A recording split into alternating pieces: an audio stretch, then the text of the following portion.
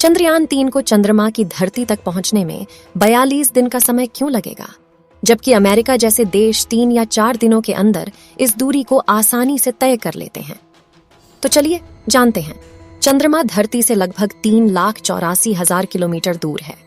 वास्तव में यह दूरी 4 से 7 दिनों में पूरी की जा सकती है, क्योंकि नासा अपने यानों को चंद्रमा पर इसी समयांतराल के भीतर पहुंचा देता है। अब सवाल उठता है कि इसरो ऐसा क्यों नहीं करता? क्यों इसरो के प्रोजेक्ट लंबा समय लेते हैं? क्या इसके पीछे कोई विशेष कारण है? तो चलिए जानते हैं। दरअसल इसके पीछे 2 कारण हैं। पहला कारण है कि दूसरे ग्रह में अंतरिक्ष यान को सीधे भेजने की प्रक्रिया महंगी होती है, और दूसरा सबसे बड़ा कारण यह है कि इस प्रक्रिया में खतरा होने के चांस बढ़ जाते हैं। चलिए एक बात और समझते हैं। चीन, अमेरिका और सोवियत संघ जैसे देशों के रॉकेट लॉन्चिंग की कीमत 550 से 1,000 करोड़ रुपए के बीच होती है।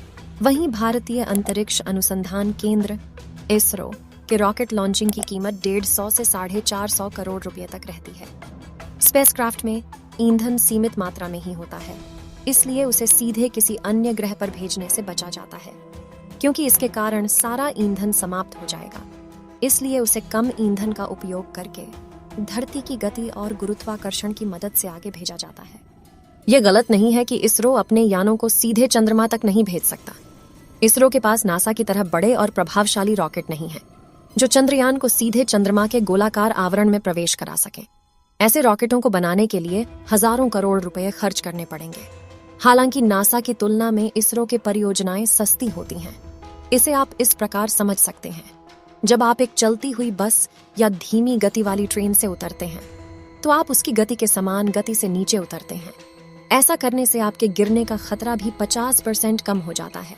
इसी तरह यदि रॉकेट को सीधे अंतरिक्ष की ओर भेजेंगे, तो उसे धरती की गुरुत्वाकर्षण शक्ति अधिक तेजी से आकर्षित करेगी।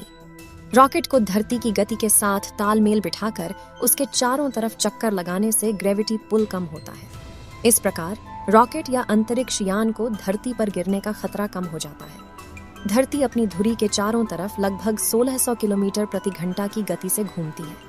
इसका रॉकेट या अंतरिक्ष यान को लाभ मिलता है, जो धरती के चारों तरफ घूमते हुए बार बार ऑन ऑर्बिट मैन्यूवरिंग करता है, अर्थात यह अपनी कक्षा बदलता है। कक्षाओं को बदलने में समय लगता है, इसलिए चंद्रयान 3 को भी अपनी मंजिल तक पहुंचने में 42 दिन लग रहे हैं। दूसरा सबसे बड़ा कारण यह है कि चंद्रयान 3 को चांद पर पहुंचने में 42 दिन इसलिए लगेगा क्योंकि यह एक धीमा और सुरक्षित मार्ग अपनाता है। चंद्रयान 3 को पहले पृथ्वी की कक्षा में भेजा गया, फिर चंद्रमा की कक्षा में भेजा जाएगा। चंद्रमा की कक्षा में जाने के बाद चंद्रयान 3 के लैंडर को चंद्रमा की सतह पर उतारा जाएगा।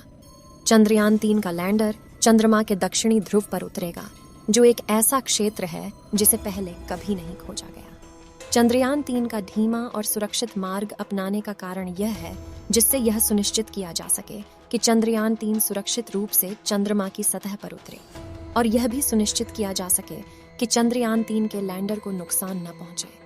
हम आशा करते हैं कि आपको पता चल गया होगा कि चंद्रयान 3 को चांद की धरती पर पहुंचने में 42 दिन का समय क्यों लगेगा। अगर आपको यह वीडियो पसंद आया हो तो इस वीडियो को लाइक करें और अपने दोस्तों को शेयर जरूर करें। साथ ही अपने भरोसेमंद चैनल को सब्सक्राइब करना बिल्कुल न भूलें।